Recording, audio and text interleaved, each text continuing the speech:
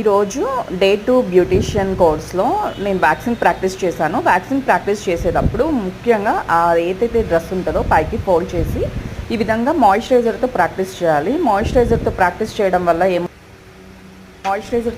చేయడం వల్ల మనకి ప్రాపర్గా వ్యాక్సింగ్ అనేది ఈజీగా అప్లికేషన్ అనేది మనం నేర్చుకోగలుగుతాము. మీ దగ్గర ఒక మాయిశ్చరైజర్ ఉంటే ఇలా వుడెన్ స్టిక్ ఉంటే కనుక వుడెన్ నైఫ్ ఉన్న మీకు మార్కెట్లో దొరుకుతుంది. మీరు తీసుకుని ఈ విధంగా ప్రాక్టీస్ చేయండి.